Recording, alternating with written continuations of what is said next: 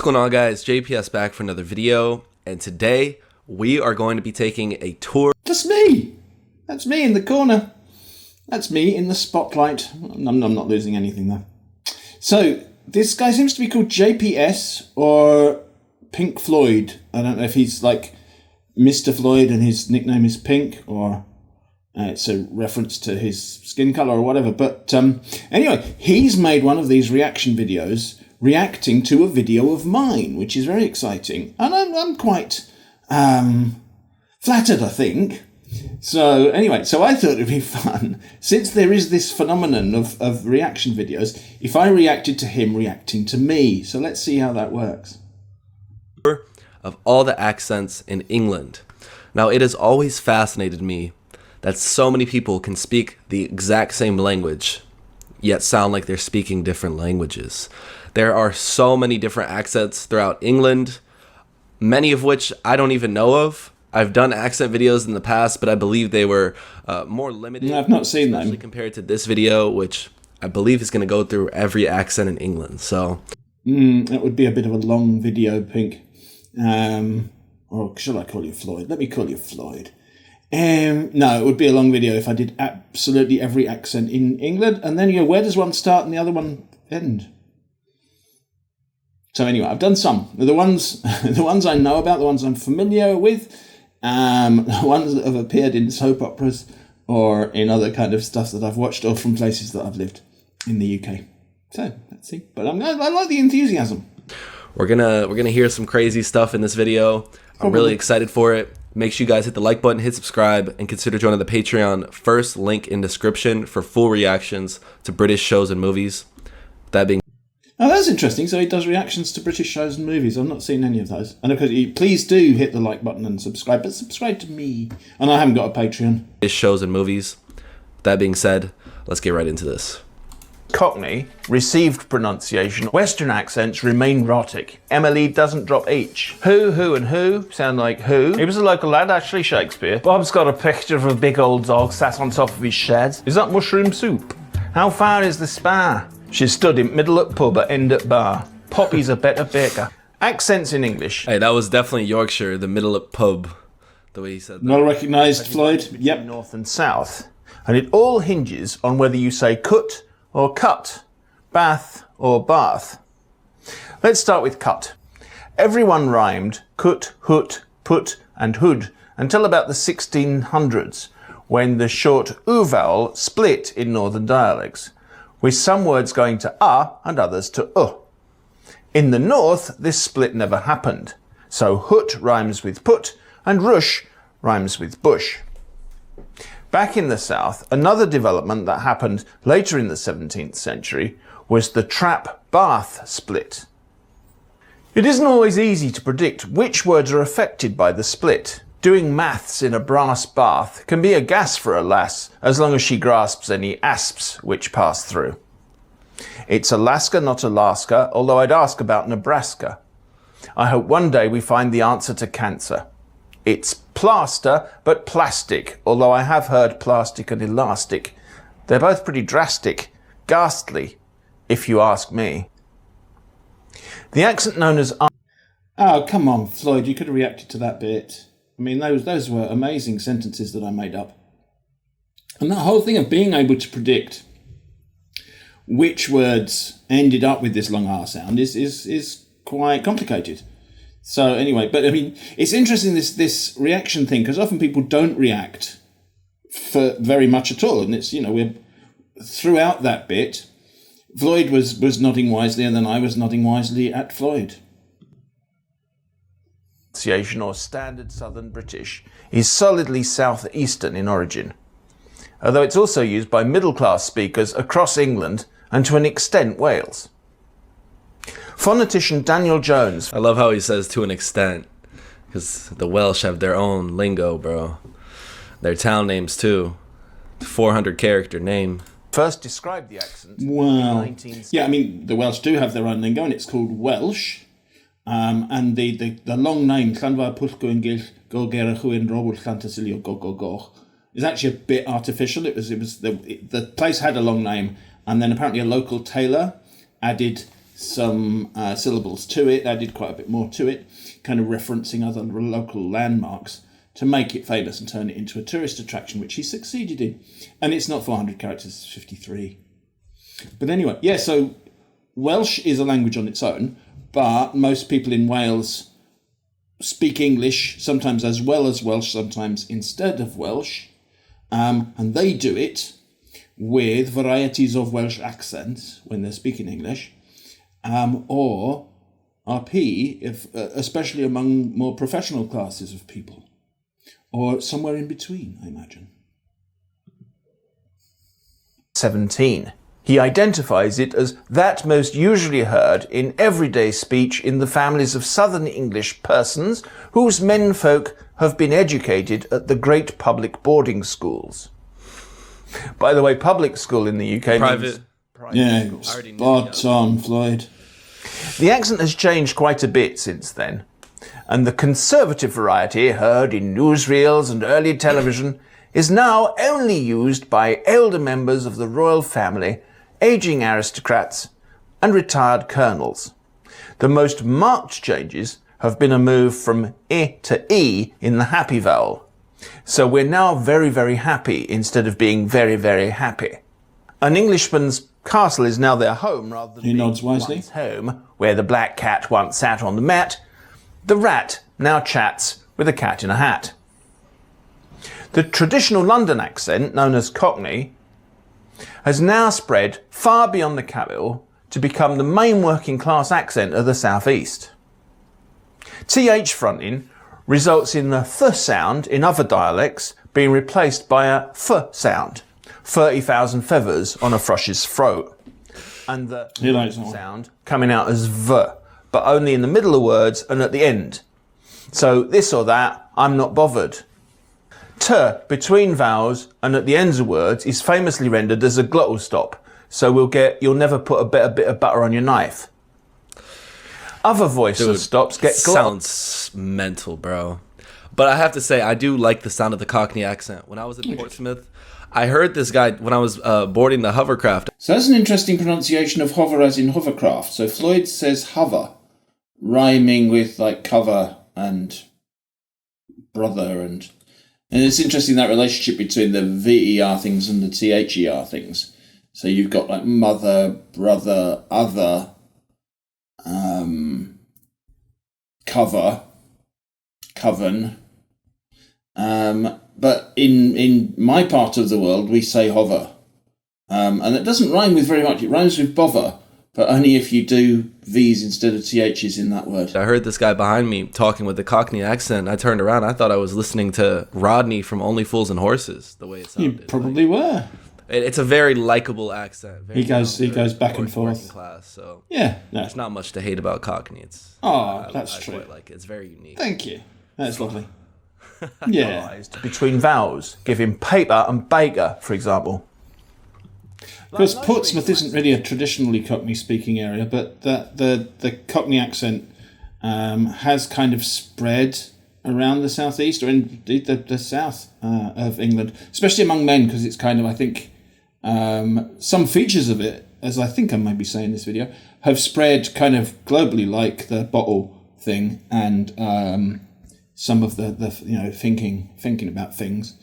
And I think it's because it's perceived as being kind of down to earth, as Floyd says, down to earth and kind of manly.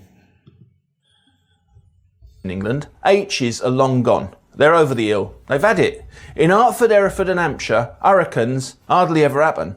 The or vowel in full splits in Cockney, so we get full, talt, sauce, gawk and board, but word finally, for, tor, saw, gore and bored. Grammatical endings don't count for this, so bald and bored, which sound the same in most varieties of English, don't in Cockney. I lost my dartboard and now I'm bored. Click pause while I grab the cat's paws. All kind of fun things happen with L's. If you get an L sound without a vowel after it, well basically you don't get an L sound. This is called L vocalization. That means the L turns into a vowel. The exact vowel it becomes depends on the one before.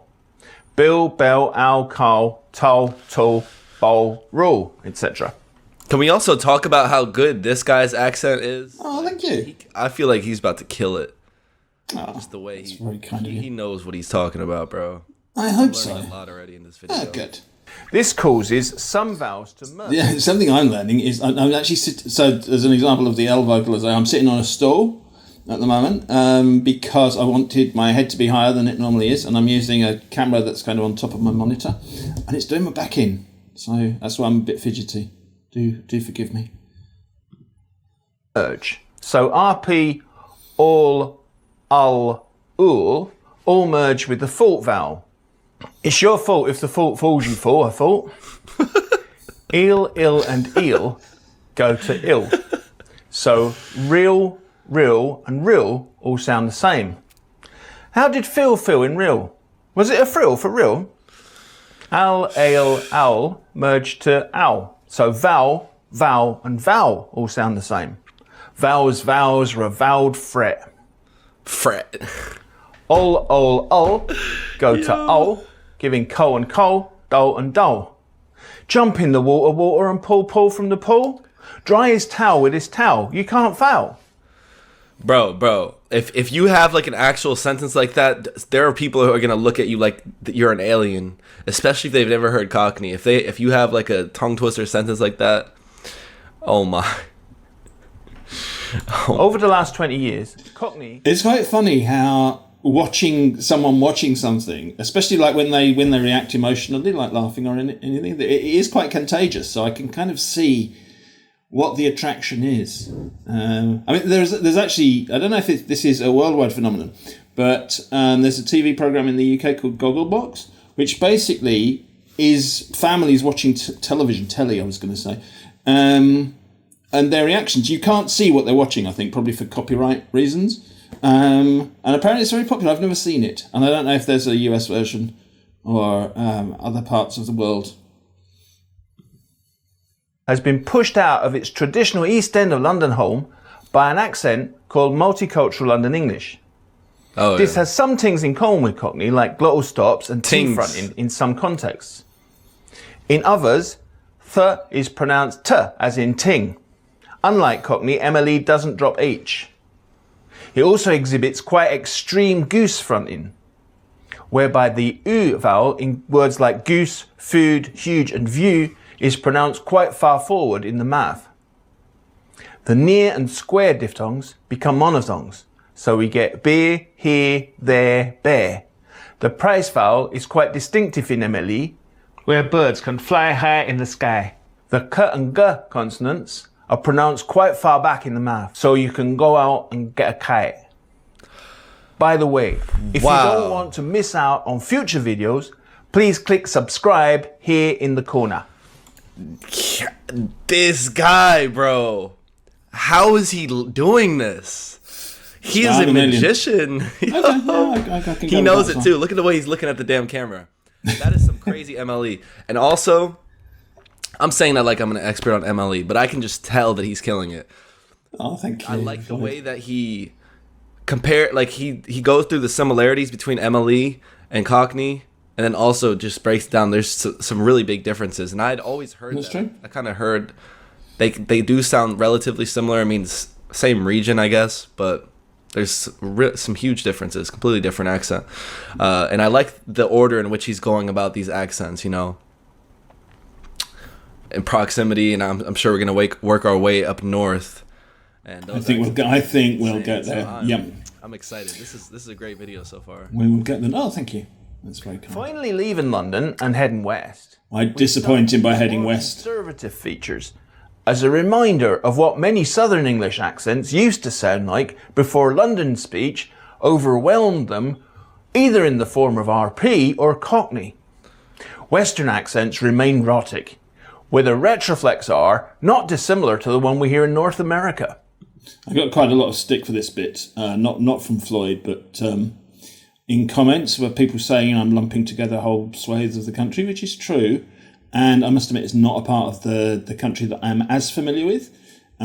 So, you know, can I tell, could I analyse the difference between Bristol and Cornwall? Probably not, but it's some research I want to do. It'd be a good road trip at some point.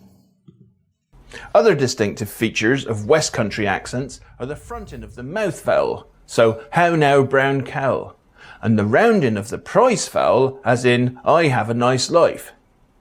Now you may think that merges with choice, but it doesn't. So boy and boy are still different. The trap-bath split hasn't happened for everybody to the same extent. So for some speakers, trap, bath and even palm have the same vowel. For others, there's just a difference in length but not quality. So short a in trap, but long in bath and palm. Moving back eastwards, skirting London, we leave the motorway system behind as we venture into East Anglia. Now, some people tend to confuse this accent with the West Country, mainly because here too, the price diphthong is rounded. The big difference here though, is that East Anglian accents are not rhotic, so the R's are only pronounced when there's a vowel after them. There's no H dropping here either. What does get dropped a lot though, is a little thing called a yod. Now, yod is a Hebrew letter used to represent the y sound. Here we're using it to talk about the y sound you get before the long oo vowel in certain contexts, like university and euphoria. Accents of English treat this yod in different ways when it comes after a consonant. North American speakers drop it after alveolar stops and nasals, so tune, duke and new. Cockney agrees with this, but just for nasals, so they say new too. In East Anglia, yods are dropped after every consonant. So food sounds like food, booty like booty, coot like coot, who and who sound like who. We went to Kew Gardens, there was a huge queue to get in. I'd expected fewer people, but it was a beautiful day. When we got home, the cat was mooing, so we fed him, and I pulled up a poo, put my phone ringer on mute and listened to some music. There's no. Is he trolling? I cannot. Maybe I have not heard the East Anglia accent, but the moo like that, music. I can't believe that. Cause yeah, initially I was like, wow, that sounds identical to the West Country accent, but this, okay. I'm just gonna be in shock this video because these accents are so insane to me. Go to bed. I promise you, Floyd, that they do indeed say music and computer. A garden or a pub. Normally in England, you wouldn't say, can I have a beer please? It's more common to ask for a pint and then the specific name of the beer that you want. Yes. There's a merger between goot and goose vowels, so you wash your hands with soup and water, sail around in boots, and try not to step on the poops toes. East Anglian has a very distinctive rhythm, seeing as how the short vowels are very short and the long vowels are quite long. As we head northwest up the M40 from London towards Birmingham, we cross the linguistic border between north and south, the isogloss between strut and strut. From here on in, our cups will be cups and our buses will be buses. Continuing along the road, we cross the second border, where our path becomes our path. We have reached the West Midlands. Being close to so many isoglosses can do strange things to people. Someone from near here once told me that for him glass and glass were two different words. A glass is something you drink out of, and glass is the material it's made from. By the way, if you're enjoying this so far, don't forget to give me a like and drop me a comment. That helps other people see the video, and I always try to reply to all the comments. Birmingham is one of the great cities which grew exponentially in the Industrial Revolution. Between 1760 and 1820, Britain underwent an unprecedented... I think both Floyd and I are a bit stunned here. People lived and worked. One of the changes was the growth of great industrial cities, which attracted workers from neighbouring regions. As workers moved into the city, each speaking the accent of the village or town of their birth, accent levelling started happening. People adapt the way they speak to make themselves more easily understood in their new environment. What develops is an organic merging of all the accents into a new one. The new way of speaking becomes a badge of identity and belonging in the community. That's how we get city accents that are markedly different to speech in the surrounding towns and villages. The Birmingham accent is northern in terms of strut and bath. The price vowel is rounded and can sometimes sound similar, if not identical, to choice.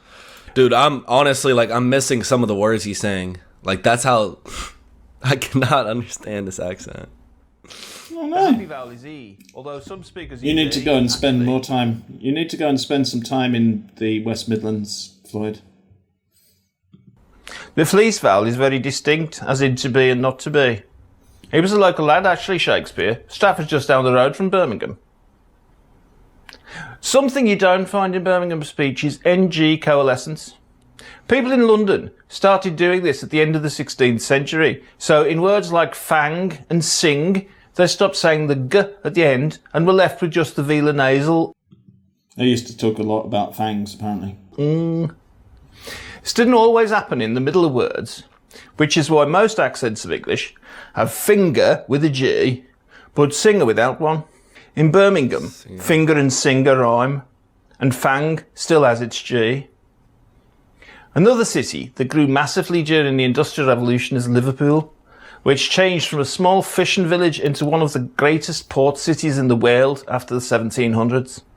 People moved here not just from the surrounding area, but also from the rest of England, Wales, Ireland, and as far afield as Africa, India, and China. People from Southern Ireland are said to have had the greatest influence, although unlike Hibernian English, Liverpool doesn't have a rounded price diphthong and isn't rhotic. By the late 19th century, the Liverpool accent had become totally distinct from the surrounding Lancashire and Cheshire accents.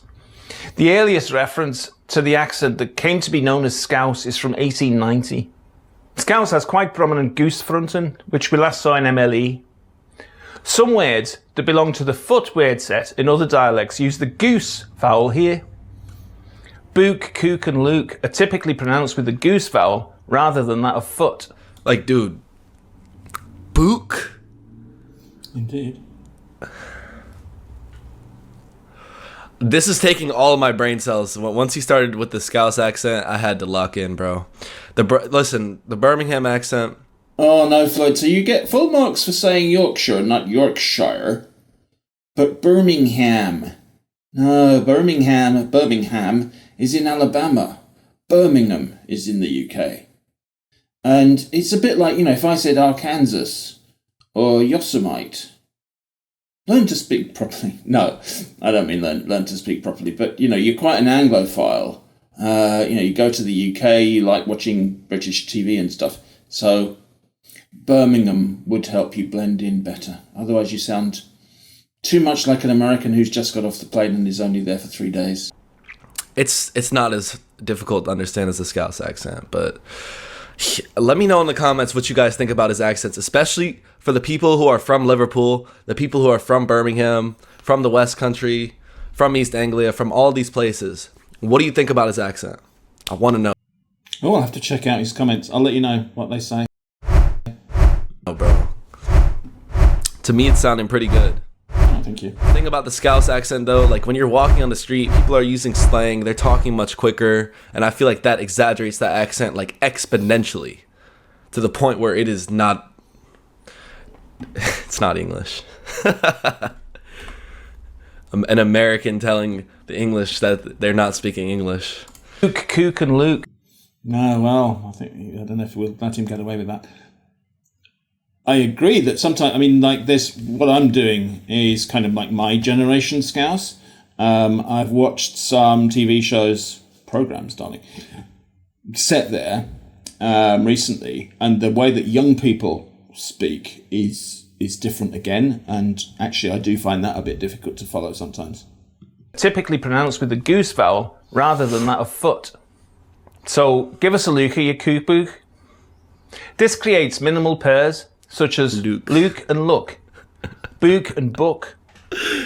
Stop consonants often have friction after them, so p to k get to be p to k, and b to g, b z g. Bob's got a picture of a big old dog sat on top of his shed. Sometimes only the friction is heard, so Bach can sound like Bach. There's a lot less glottalization in Liverpudlian than there is in other accents of English. T sounds in certain words after a short vowel can become a flapped r sound. At the end of words, it can be a light H. Have you got any change? Yeah, but not a lot. The square nace major may have come about as a result of Irish influence. In this way, words like fur and fur, bird and bird, curd and curd sound the same. The vowel quality varies with individuals, so some blonde people might have fur and others fair. There seems to be a gender difference in the goats vowel in Liverpool, where people who identify as men wear coats on boats, whereas women tell jokes about popes, using a vowel from the poshest version of RP. Moving out of Liverpool into Lancashire, we enter an area where isoglosses are like spaghetti and pronunciation changes every few miles. There are some traits that many of these accents have in common. The boat vowel is monophthongal or, which can sound similar to RP boat. Face is also monophthongal, but some words from the face set are pronounced with the dress vowel, for example, tech, brek and mek. It could be argued that these aren't features of the accent, but are instead surviving dialect forms of these verbs. I once heard a young girl of about 10 correcting her younger brother. Is that Blackpool? Yes, it Or is. am I wrong? You're not wrong. Said, You're not "Don't wrong, do Floyd. that, you'll break it." And she replied, "It's not break, it's break." I wonder if she thought she was correcting his grammar or his pronunciation. The nurse vowel is distinctive in some words, which are pronounced with a schwa sound. For example, work, first. Mouth can sometimes have a distinctive pronunciation, enabling folk to go round and round the roundabout when they're out and about. Final PT and K sounds at the end of sentences could be pronounced as ejectives. These are sounds found in some Bantu languages as well as Amharic and many languages in North America. Is this all a big plot? Is that mushroom soup? Can I have a look? The only surviving rhotic accent in northern England is in Lancashire. The area where this still occurs has shrunk considerably since the 1950s and is now limited to an area northwest of Manchester. There's a nasal flavour to the speech of Manchester, which is another of those cities that grew up in the Industrial Revolution and developed an accent of its own. People often comment that the vowels are over-enunciated. I don't really know what that might mean. Over-enunciated from whose point of view? I can't understand you because you're speaking too clearly. One thing it might be about is the fact that many vowels, which are monophthongs in surrounding accents, are quite extreme diphthongs in Manchester. By that I mean the tongue travels quite a way between the beginning and end of price, choice, mouth and goose. As you can hear, goose is fronted and diphthongized. We rediscover some features we last heard in London. For example, th fronting in words like thing and other. The calm vowel is quite far forward. How far is the spa? Don't start drinking lager. The last syllable of happy is often close to eh. Happy. Crossing the Pennine Hills into Yorkshire. I felt like the Manchester accent is very easy to understand, and it's also one of my favorite accents. And now we're going to get into the Yorkshire accent, also one of my favorite accents. Listen, I don't know if It's interesting. Yeah, I mean, I think that over-enunciation that people talk about in Manchester might make it easy to understand, hopefully. this is some northern favoritism. I'm just being honest, guys. I love these accents so much. Crossing the Pennines. See, I was in the Pennines too. Man, what a great video. Thank you. Crossing the Pennine Hills into Yorkshire, you soon discover two things. Firstly, Yorkshire is a very big place, and the accent varies a lot in different parts of the county. And secondly, there isn't one clear dividing isogloss between Yorkshire and Lancashire. There's a tendency for Yorkshire folk to be further along the path of NG coalescence, so finger and singer don't rhyme. The happy vowel in Yorkshire is most likely to be I. Perhaps one of the strongest indicators is the absence of goose fronting. A Yorkshire goose has a back closing diphthong. Would you say boo to a new blue goose, or would the goose say boo to you? Boat is usually boat, but if you go to all and hear the word Bert, you maybe don't know that folk are saying Bert and not Bert, which is a bloke's name. This feature is spreading to the rest of the county, especially in the speech of young women. Also in all, as well as in Middlesbrough and the East Riding, the price vowel can be a long R. So we get, I was surprised she ate all 5 pies and then lied about it. This only happens at the end of words or before voiced consonants though. Price, right, bike, wipe, etc. all have diphthongs. This distinction between price and prize also happens in eastern Texas. So you've got an excuse if you can't tell if someone's from Yorkshire or Texas. Some fun things happen to the word the in Yorkshire. I think there might be some other signs that would allow you to tell if someone's from Yorkshire or from Texas, but hey, there's farmers out. That's a nice, the Yorkshire cap compared to the cowboy. I don't know, that cowboy hat is hard to beat, isn't it? Maybe I'm just the only one saying that. You guys probably are tired of us American hillbillies and cowboys. I say us like I'm a cowboy. Some fun Oh, Floyd, you mean you're not? I'm so disappointed. things happen to the word the in Yorkshire and other parts of northern England. It gets reduced in such a way that it's often spelt T apostrophe, as in the stereotypical trouble at mill. Yes. What actually happens in pronunciation depends on the surrounding sound. Bro, this is like the most distinctive trait of the Yorkshire accent that I always think about when I hear it. It's like the dropping of words. I'm going down pub, or I'm going pub, or it's just there's no to, or I'm having trouble at mill. It just feels so condensed. I don't think anyone says I'm going pub unless they've already been pub for a long time. Which I like, I really like that. But it's very unique. I can't think of another accent that condenses or drops stuff like the Yorkshire accent, and especially in contexts like this. What actually happens in pronunciation depends on the surrounding sounds. Sometimes it's a glottal stop. Did you see eagle? I'll go to the foot of our stairs. Sometimes it lengthens the preceding or following consonant. She stood in middle at pub at end at bar. Bro. The northeast of England has a distinctive... Oh, the Geordies.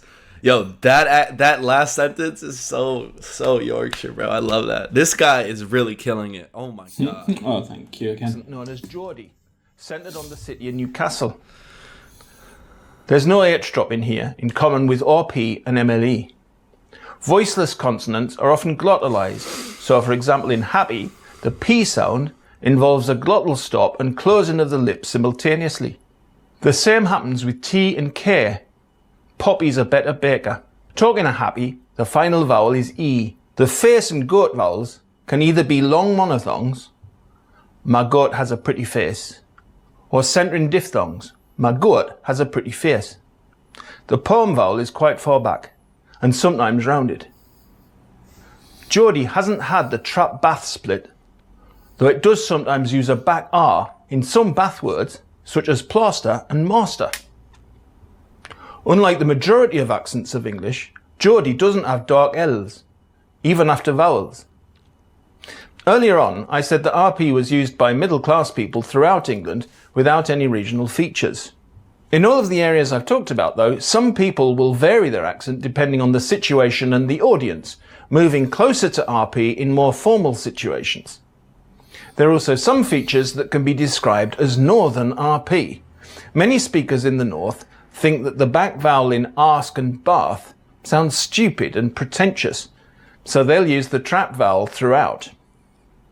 The R in cup doesn't have the same stigma attached to it.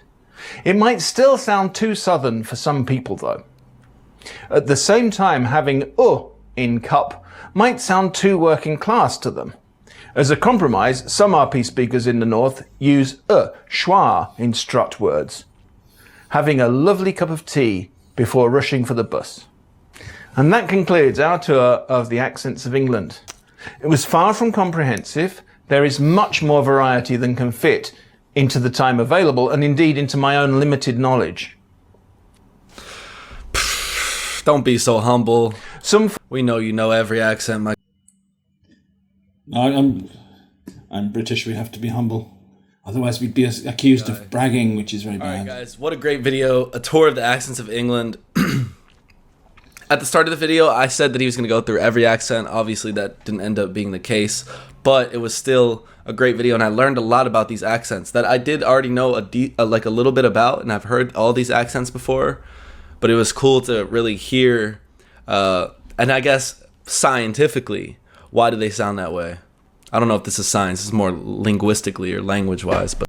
Are you saying that linguistics isn't a science, young man? Of course it is. Yeah, well, I don't know if everything is, but... I mean, everything can be analysed scientifically, I suppose. I want you guys, again, let me know what do you think about these accents in the comments down below. England, huge country, a lot of accents, but I want to hear what is the variety in Wales, what's the variety in Scotland, Ireland, Northern Ireland. You know, I'm sure there is a good amount of accents in all of those countries, so... Indeed there is. Unfortunately, I'm not as well versed in those parts of the country, but I would, again, like to do a road trip someday and go around interviewing people and doing some research and analysis. So hopefully that will happen sometime. Something we should definitely check out. And yeah, thank you all so much for watching. I hope you enjoyed it. And I'll see thank you, in Floyd. the next one. Yeah. Peace. So it's interesting to think where that could lead. I mean, are we going to get American reacts to Brit reacting to American reacting to the accents of England? Or Brit reacting to American reacting to Brit reacting to American reacting to the accents of England? Who knows where it could lead?